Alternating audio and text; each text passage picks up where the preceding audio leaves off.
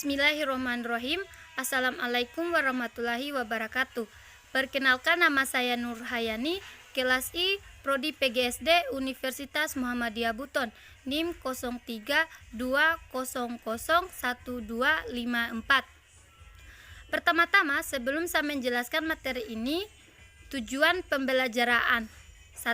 Agar mengetahui bagaimana hubungan antara makhluk hidup, simbiosis rantai makanan dan jari-jari makanan. 2. Agar mengetahui bagaimana hubungan antara makhluk hidup dan lingkungannya, ekosistem dan pencemaran laut. Hubungan antara makhluk hidup, simbiosis rantai makanan dan jari-jari makanan. A. Simbiosis. Simbiosis terbagi beberapa bagian, yaitu 1. Simbiosis mutualisme adalah interaksi antara dua organisme yang saling menguntungkan. Contohnya interaksi antara serangga dan tanaman bunga. 2. Simbiosis komunalisme adalah hubungan antara interaksi dua organisme yang saling menguntungkan tetapi tidak merugikan pihak lain. Contohnya hubungan antara ikan hiu dan ikan remora. Ikan remora melekatkan tubuhnya kepada ikan hiu menggunakan suker, alat pelekat, agar terhindar dari ancaman pemangsa. 3. Simbiosis paratisme adalah interaksi antara dua organisme yang memberikan salah satu pihak keuntungan dan merugikan pihak lainnya. Contohnya pohon dan benalu.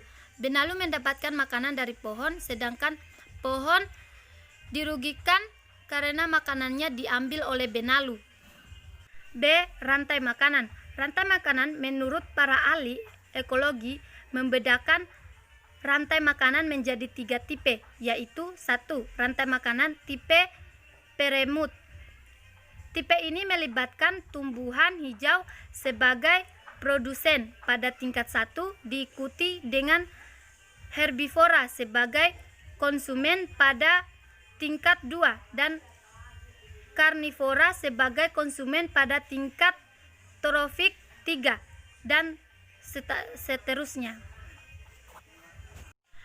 2. Rantai makanan tipe detritus.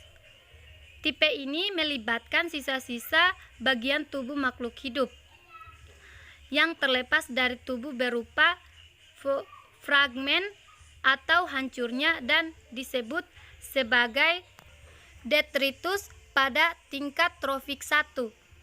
3. Rantai makanan tipe parasit melibatkan makhluk hidup yang hidupnya sebagai parasit penumpang pada makhluk hidup lainnya dengan merebut makanan dari makhluk hidup yang menumpang. C. Jaring-jaring makanan. Jaring-jaring makanan memiliki beberapa contoh. 1. Jaring-jaring makanan di darat. 2. Jaring-jaring makanan di laut. 3. Jaring-jaring makanan di sawah. Dan 4. Jaring-jaring makanan di air tawar. Hubungan antara makhluk hidup dan lingkungannya, ekosistem dan pencemaran laut.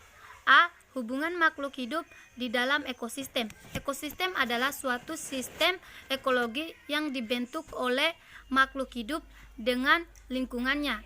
Ekologi adalah ilmu yang mempelajari tentang hubungan timbal balik antara organisme lingkungan hidupnya.